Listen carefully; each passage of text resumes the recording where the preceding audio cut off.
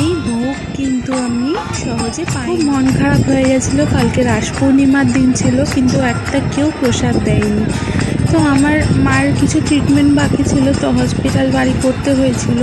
তো গুরুদেবকে এমনি মিষ্টি দিয়েছিলাম, ওইটাই খেয়েছিলাম, কিন্তু আশ্রমের ভোগ আর পাওয়া হয়নি। তো আচমকা ব্যাপার, আজ সকালে মানে রাস পূর্ণিমার পরের দিন এই এক বাটি পায়েস আর একটু খিচুড়ি ডাইরেক্ট আশ্রম থেকে আমার বাড়িতে এসছে। মানে চমৎকারটা বুঝতে পারছো? কালকে গুরুদেবকে বলেছিলাম যে আমি আমার ভোগ পেলাম না, আর আজকে এই চমৎকার সকালবেলায় একজন নিয়ে গেল। মানে কতটা গুরু ভালোবাসে আমাদের, কতটা কৃপা করে আমাদের ওপর। মানে আমি ওটাই ভাবছি, তোমরা যাই হয়ে যাক না কেন, গুরুর ওপর দিয়ে কোনো দিন ভরসা হারাবে না। আর কি, গুরুর চরণে পড়ে থাকলে তোমার দেবতা না শুনে গুরুই শুনবে। তো সবাই বলো জয় রাম জয় গোবিন্দ। আর আমি এই ভোগটা তোমাদেরও দর্শন দিয়ে দিলাম, কারণ এই ভোগের দর্শন কিন্তু চট করে পাওয়া যায় না।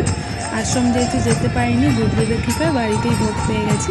তোমরাও একটু টেস্ট করে নিও ফোন দিয়ে, আর গুরুদেবের জন্য কমেন্ট করে দিও জয় রাম জয় গোবিন্দ। আসি তাহলে, টাটা।